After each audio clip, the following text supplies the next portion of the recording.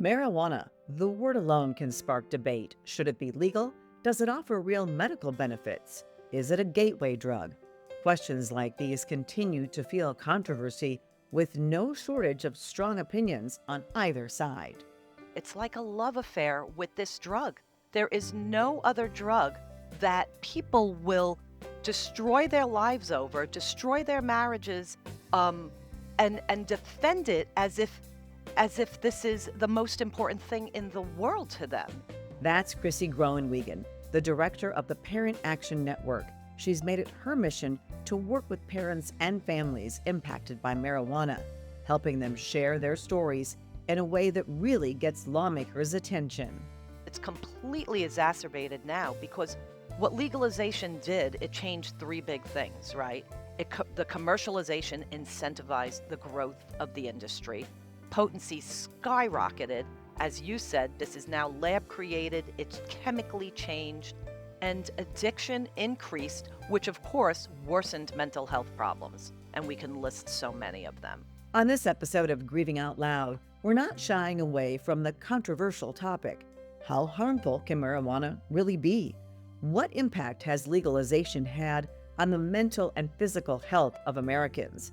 And how are businesses taking advantage of legal loopholes to put profit over public safety?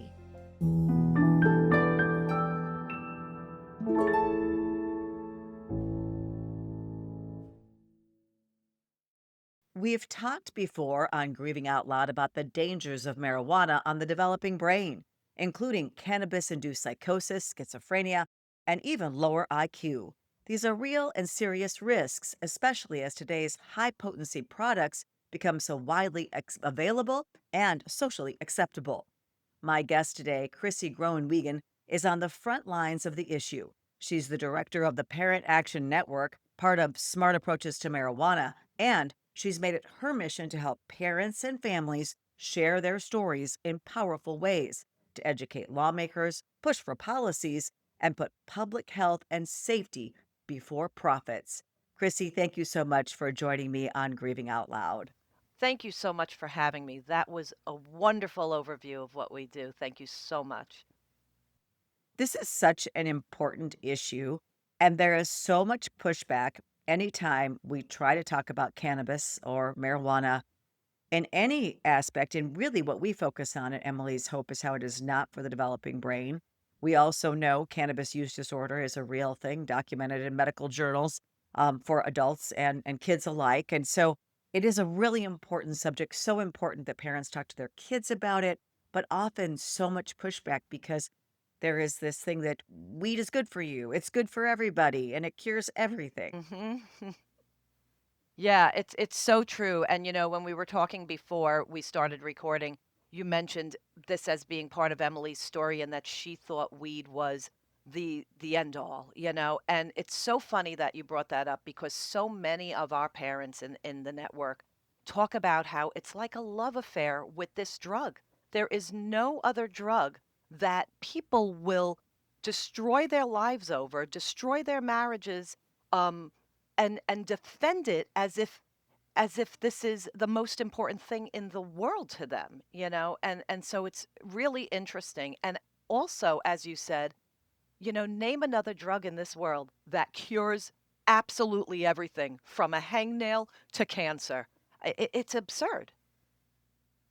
Right. It is one of these drugs that has been really celebrated.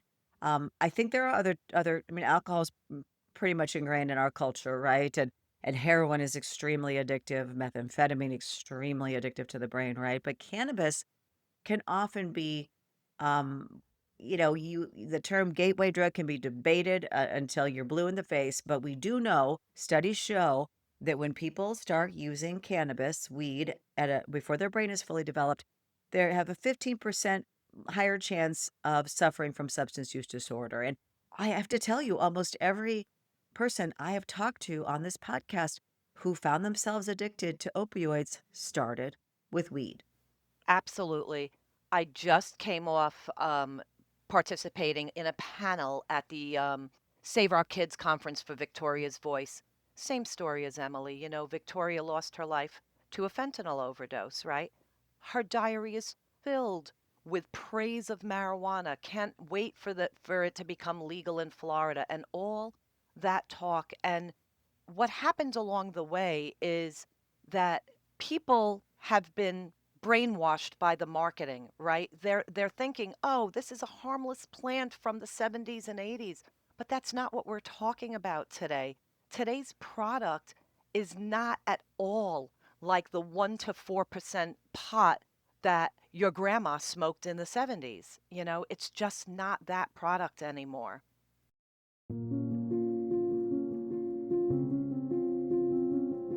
We recently featured Victoria's story in another episode of Grieving Out Loud. You'll find a link to that episode in the show notes, along with a few others we think you may find helpful. And while you're there, we'd appreciate it if you take a moment to rate and review this podcast. It truly makes a difference. And please, share it with somebody who needs to hear it. Together, we are helping to prevent the devastating effects of substance use on the people we love. And if you know someone who is struggling with substance use disorder, please don't wait to get help. You can find a list of resources on our website, emily'shope.charity, and you'll find that link in the show notes too. Remember, you are not alone.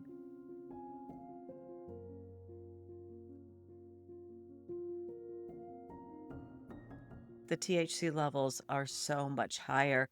So many times they also go through a chemical process as well.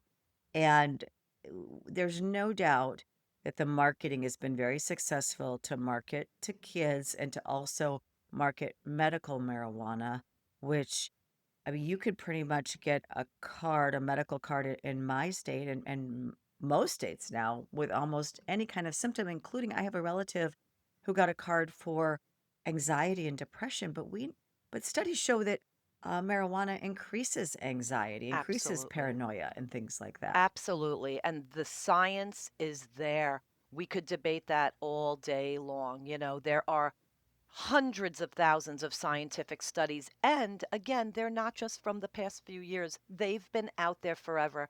And while, okay, back in the 70s, 80s, psychosis was rare from cannabis, it does exist. And it did exist. Of course, it's completely exacerbated now because what legalization did, it changed three big things, right? The commercialization incentivized the growth of the industry. Potency skyrocketed.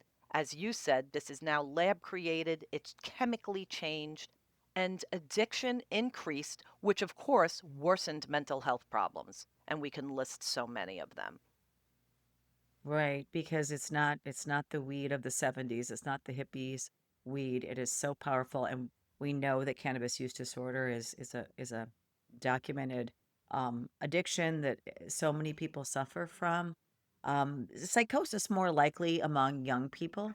So, psychosis and schizophrenia are more likely among males, right? But again, there are scientific studies from Europe that indicate that. I believe it was a big study in Denmark, and it's and psychosis is more susceptible to our youth because, of course, their brains are still developing, right? So their brains are developing from middle school years straight through to their 25, almost 30 at this point. And so your brain is wired to for addiction. And cannabis is not good for the brain no matter what you're told.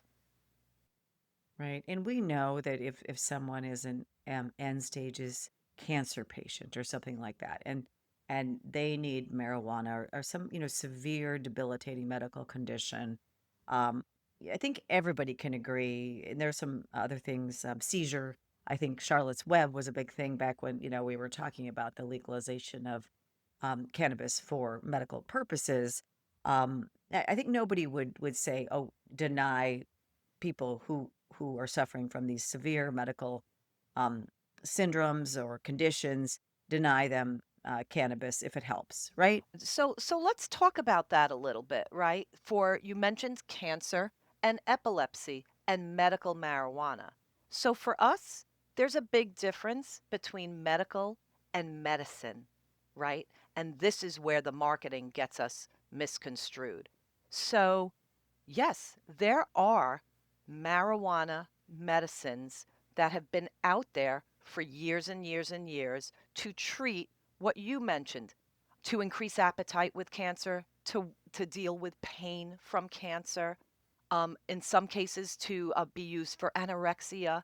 Of course, there's a formula that's used for a childhood seizure disorder. I forget the name offhand, so I won't even try to say it. But those medicines were created after years and years of going through the proper process, years of study. And I like to give the example to parents and lay people that put it in this context. If you go to New York, where I am, South Dakota, where you are, Timbuktu, right? Anywhere in the world, and you have a prescription for one of those conditions and that medicine prescribed to you by a doctor, and you go to a pharmacy to fill that prescription, it doesn't matter where you are in the world, you're getting the same product. The word medical marijuana was just a ploy by the addiction for profit industry to legalize a product that cannot be regulated when you're changing it however you want. This is this is not done through the proper network through FDA approval. So medical dispensaries and recreational dispensary products are no different from one another whatsoever, and there's no true regulation. Every state can say it's regulated, you know, but all the studies and tests that have been done within medical dispensaries and even recreational dispensaries, that they show if you take two of the supposed same product, there's discrepancies. They're not going to be exactly the same. Are you ready to protect the next generation from the dangers of substance use? Emily's Hope has created a comprehensive K 12 substance use prevention curriculum designed to educate, empower, and equip students with the tools they need to make healthy choices. Our age appropriate lessons start in kindergarten and build through high school, using science, real stories, and interactive learning to help kids understand their bodies, brains, and risk of drug use. We're already reaching thousands of students across multiple states, and we're just getting started. Visit emilyshopeedu.org to learn more and share our curriculum with your school administrators and counselors. At Emily's Hope, we believe prevention begins with education. Let's work together to keep our kids safe.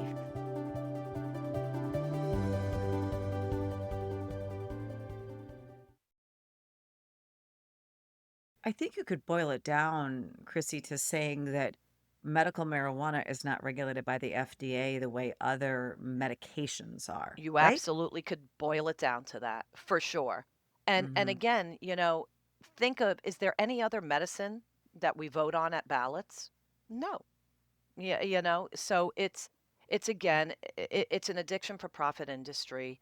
It is just a tactic, you know, get to our vulnerable populations and to get them addicted as young as possible to have lifelong customers. Right? Just like the drug cartels, right? Mhm. I mean, Mhm. not a lot different other than I always talk about with legal weed, you're not going to get fentanyl in it. Although with illegal weed, that has been happened more times, and more Right. frequently in recent years. Yeah. People will argue that doesn't happen, but I've talked to the parents of the Mhm. people who've Mhm. lost. Actually, that was brought up with the DEA last week, and so they kind of explained that to me, which was interesting. In that, what happens when you find fentanyl, which again it is rare, but it is happening more than it used to. And the reason that that Mhm. happens is because the dealers that are packaging fentanyl and packaging marijuana, I don't have to tell you that the smallest little residue of fentanyl can kill you. And so that's cross contamination, basically. So that's how it's Hmm. happening. Like it could be a little drop on the package and you just get the wrong Right. batch, you know? Right. I always say I would much rather, as many issues as there are with legal marijuana, I'd much rather have people get it legally than illegally. But Hmm. that aside, when we talk about the other issues with cannabis, one thing I learned about, we had a scholarship recipient, a treatment scholarship recipient from Emily's Hope, who had used several substances, but marijuana had been one of her preferred substances, and she ended up with cannabinoid hyperemesis syndrome, or Mhm. CHS. It's a big It mouthful, sure is. cannabinoid hyperemesis syndrome. We'll just call it CHS. Mhm. And I think this has been actually happening for years, and it can happen even years after you've used the product on a regular basis, Yes. correct? That is absolutely correct. So, my background is in counseling and drug prevention. And so, interestingly, when I was working in the prevention field, I had come across a personal account of someone I know who had this chronic vomiting syndrome. It took 3.5 years for a doctor to finally diagnose what it was. It was happening repeatedly. And this person was a lifelong cannabis user who had never had a problem at all. And then all of a sudden develops this. So that was my experience. And what I found out, and again, this was like 12 years ago. So, interestingly, the doctor had provided me with some medical journal articles, and this was going on in places like New Zealand for 25 years because they openly smoked marijuana, and they described this, and I was like, "Wow, that's what this person has." Then, because of the explosion of marijuana, because of legalization on the market and everything, and the potency rising, because again, doctors still don't know very much about CHS, but they know that the potencies, the products, the intensity of the product and the frequency of smoking all contribute to this CHS.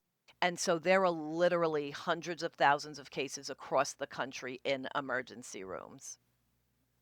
Yeah, emergency rooms deal with this because I know this Mhm. particular patient would go to the emergency room, Yep. chronic vomiting, and the only thing that really seems to make it better is a hot shower, which is, I don't think doctors know why that is. Yeah. But if you know somebody who's a regular weed smoker or user of weed, and they're having an issue with having nausea and vomiting all the time, I mean, that's probably it. Absolutely, and people are in denial about that, right? So at first you don't realize it for sure. I think when it first starts happening, you're like, what is going on? And then as it happens more frequently, you have to come to the realization. Of course, one of the issues right now is that the only cure seems to be complete abstinence. And the minute you start to use again, you're bound to have another bout. There's so much science on that now as well.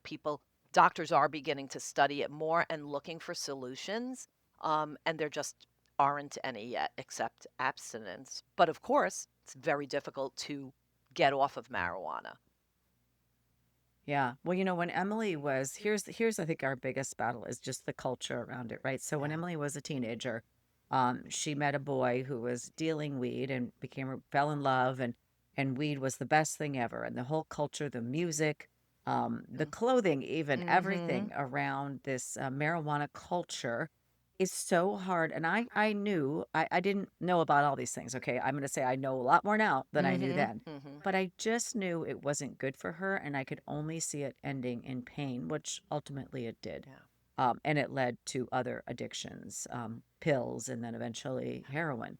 So, it's just such a devastating thing as a parent to try to fight the culture and the general acceptance of marijuana. And now, when you go to these larger cities where marijuana is legal, you smell it Oh, everywhere. everywhere. Um, everywhere. And so it's just so, like, alcohol is everywhere. And Mm-hmm. so socially, I mean, it's almost a social expectation that you'll drink alcohol in groups of people, right? And so, um, how do you as a parent battle that if you have a kid who's attracted to the culture of it, who thinks it's great and a wonderful thing, and a natural Yeah. wonderful thing? Right. Well, the first battle I think is actually with the parents because even parents are just uneducated. They're still thinking in terms of the weed of the 70s and 80s that was harmless. As parents, I think we all expect that our kids are going to go through rites of passage, they're going to try substances. We expect this and we discipline them as per the issue, and ground them and do whatever we can and have the talks about how these substances are dangerous. But I think when you have your kids now seeing the marketing and saying, but it's safe and it's natural, some of the key talking points are, safe. Well, natural does not mean safe, right? Like if you go out into a forest and pick mushrooms and just go and eat them, you could be eating a deadly one, So, I mean, there's hemlock is a natural plant, right? But it's deadly. Dieffenbachia, it's a beautiful indoor plant, right? It's deadly to animals, and I think it can make humans very, very sick. But natural does not mean safe. And then the next argument is that these products are no longer natural. This is not a plant anymore. What our kids are using are the dabs and the gummies, and those are not plants. Those are products created in labs that have been, the composition of the marijuana has been completely altered, super potent, and even with the plants in farms, they're hybridizing these plants and pulling up the THC strength over the CBDs and all the other components. Marijuana is a very complicated plant. It's not like, alcohol is one molecule. One molecule. That's it, right? Marijuana is not like that. So I think it's very important, to have the natural doesn't mean safe talk. And also that, honestly, yeah, maybe I used it when I was younger talk, but this is not the same thing, you know?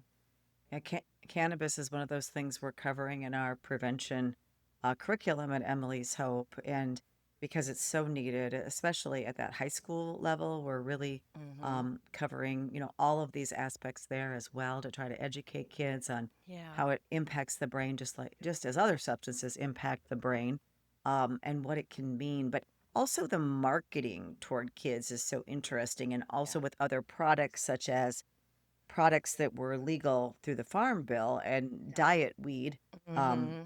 Delta 8, 9, 10, which are chemical compounds sold Yes. in gas stations, Ugh, smoke shops, things like that. My state, along with about 20 other states, have now made those illegal, although they still turn up. There was just a raid right. recently where they were still in gas stations and smoke shops and things like that, along with other products that aren't legal Oh, in yes. smoke shops. Yes. And so it's so interesting to me, like the attempt to regulate it by making things illegal, but that it still continues to go on. Yeah, it's such a monster.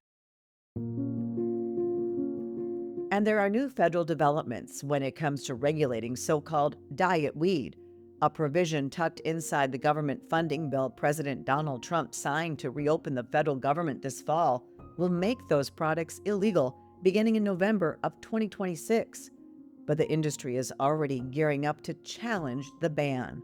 To stay updated on this developing story and other news involving substance use disorder, the opioid crisis, and mental health, visit our website at emilyshope.charity.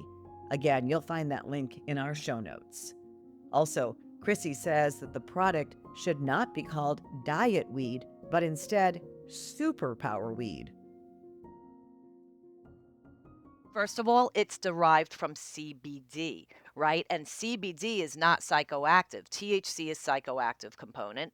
CBD is not a psychoactive component, and hemp is the base plant, So their hemp was used for fabric, rope. We need hemp. We need hemp farmers, and there's nothing wrong with hemp.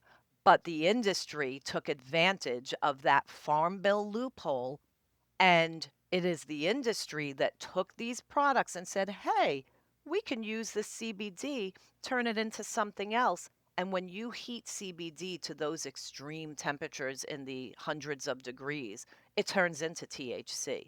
So that is just a marketing term that this was a lighter high when really it is the more dangerous high at this point. Because it is Mm. completely unregulated, of course, sold in the gas stations and convenience stores. And often, like you talk about South Dakota, where we know that it's not even legal there, which is a great thing, but you still have the legal products that fell through the loophole, right? So often They're under the counter. I know a gas station right here where the products are under the counter. And, you just there's kind of like a secret language between people know where to go for this stuff.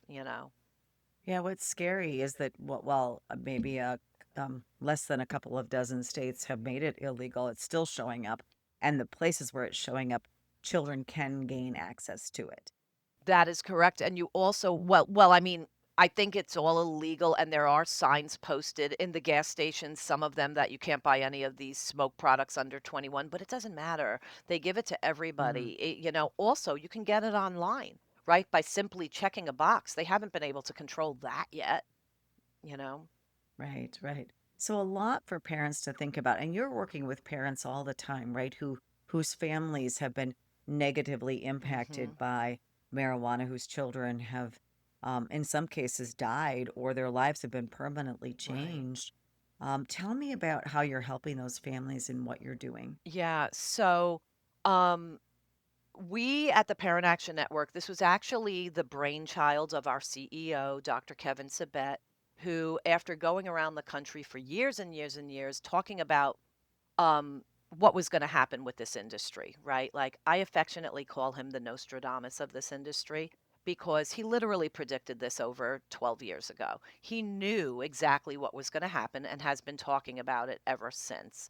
And everywhere he went, parents, families, members, people would come up to him with these horror stories, very much like Laura Stack's story. I know a lot of people know Laura Stack with Johnny's Ambassadors. Her son died by suicide while under the influence of medical marijuana products, right? So, again, it could be medical, it could be recreational. We started to hear so many stories. So, Kevin had the idea to create this army of parents because while the science is out there and we all know the science and there's hundreds of thousands of studies, it's very hard to not listen to a parent in your face telling you that this happened to them.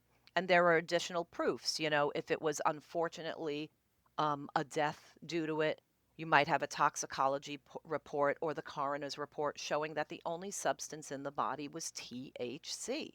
And then it's very interesting because Laura and I were just talking about this yesterday, where she said, sometimes I feel luckier that Johnny is not here because he's not suffering anymore. And when I tell you, Angela, there are thousands of parents in our network.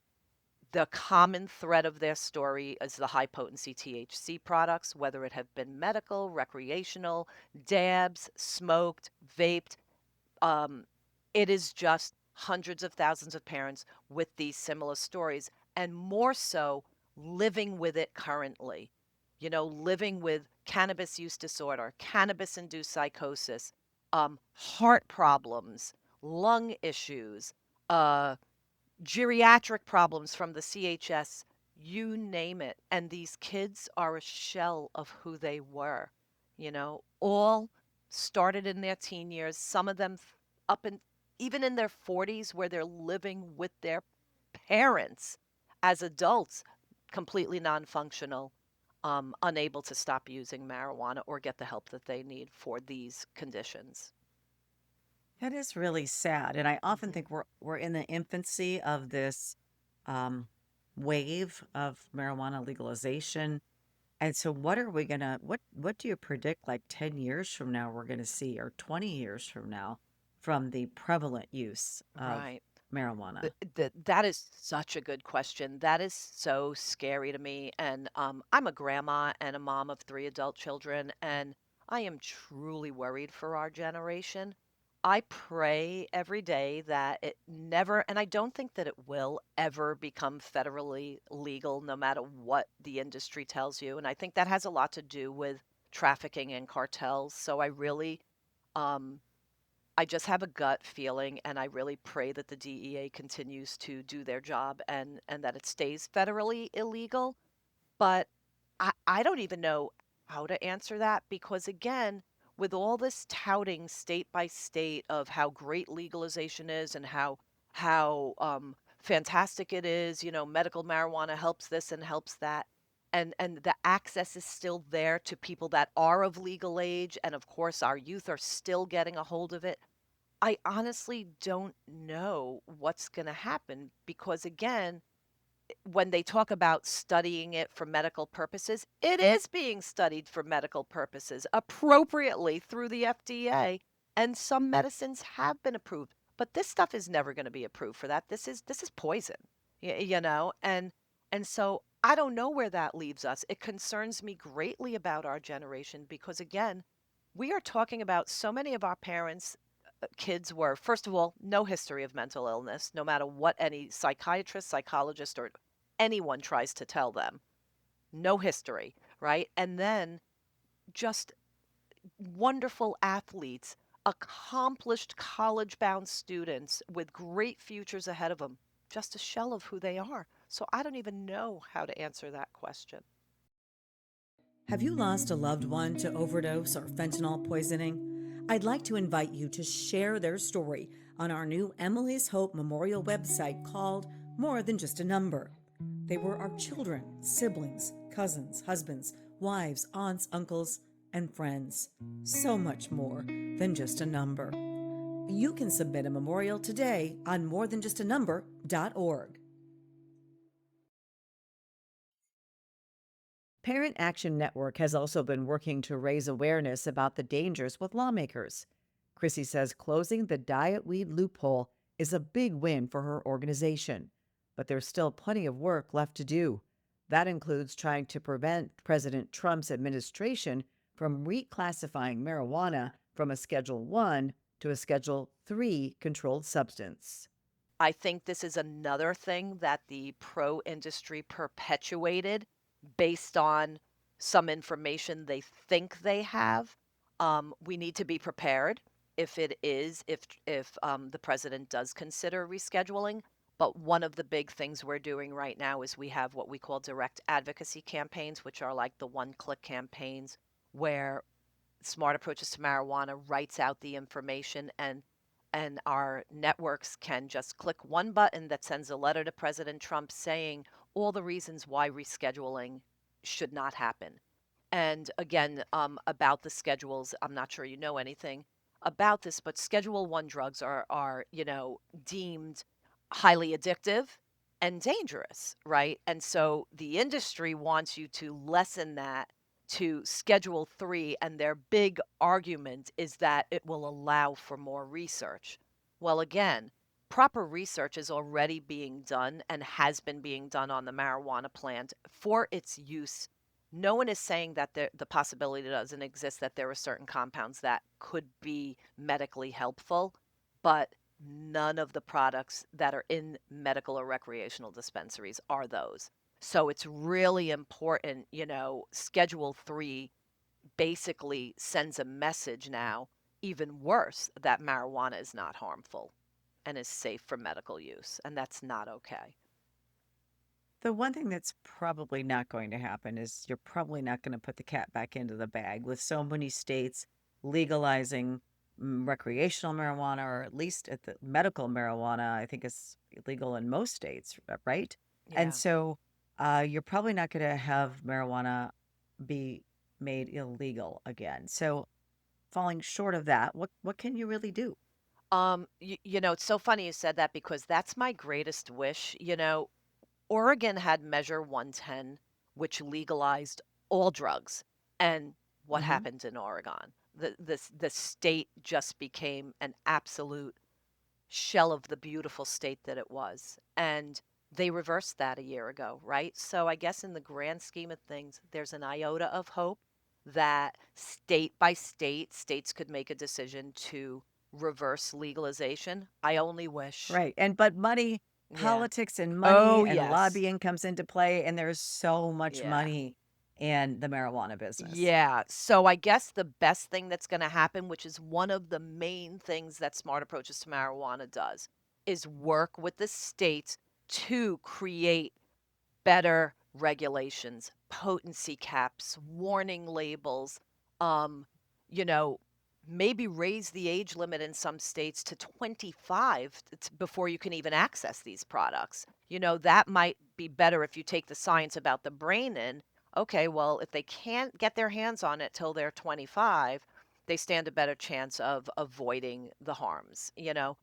Yeah, it's interesting because the legal drinking age is 21, so Yeah. 21 becomes, right, the legal age for Right. everything, but, the legal drinking age in some states used to be 18, Yes. and then for federal highway, safety money, the Mhm. states weren't gonna be able to get it unless they raised it to 21, so there's no reason why we can't change those laws Right. as we understand more and learn more about science and the brain. Although I haven't heard Absolutely. anybody proposing that, I think that would be a really good idea if we could Mhm. Mhm. changed the drinking laws and marijuana use laws to 25 minimum. Absolutely. I think it would be such an important thing. And, you know, it's funny because I think back, like, I was not to age myself, but like, I was always, I was a teenager, young 20s in the 80s into the 90s, right? And so I remember that I was never of the proper drinking age, right? When it was 18, I was like 16, 17, right? Then it turns, I'm like, yay, I'm going to be 18. It changes to 19. I'm like, oh my God. Then I'm 19, it changes to 21. Yeah, so yeah, laws can happen and change, and and like you said, they are based on so many things. Definitely alcohol was based on traffic deaths. We know that for a fact. And another interesting thing I'd like to say about the alcohol industry and the marijuana industry, because a lot of people like to compare these, right?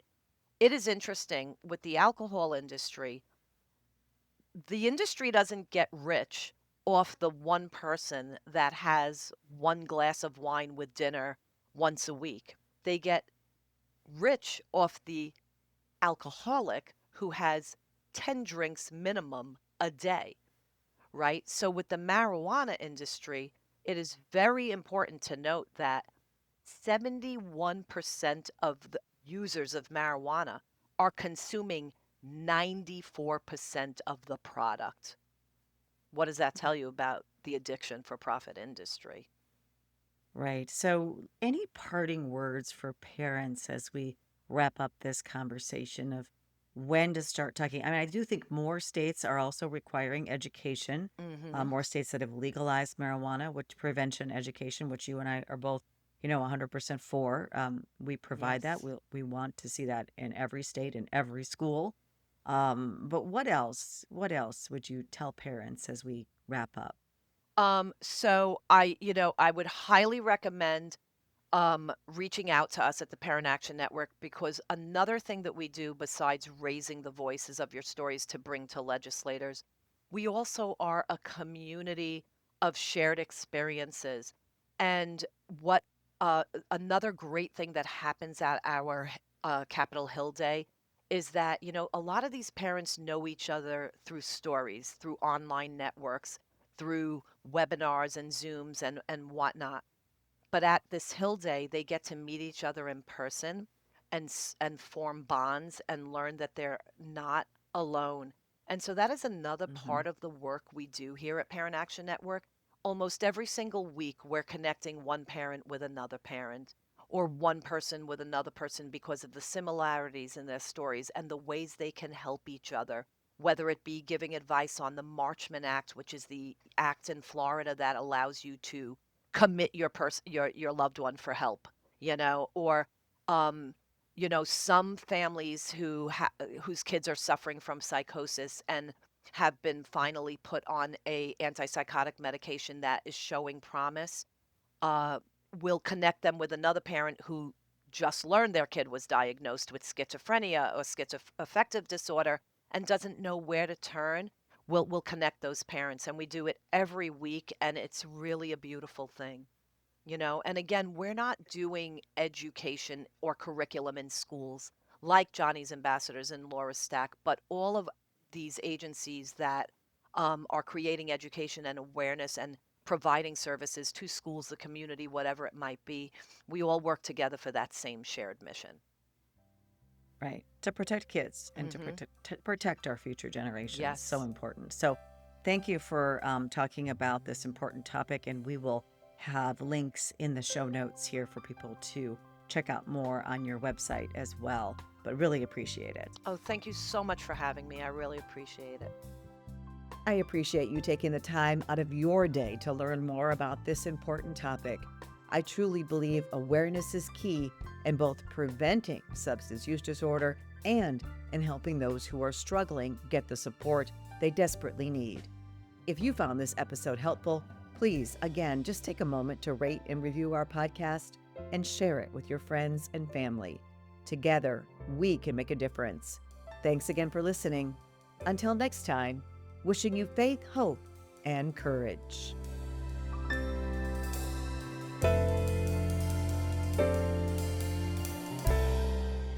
This podcast is produced by Casey Monenberg King and Kaylee Fitz.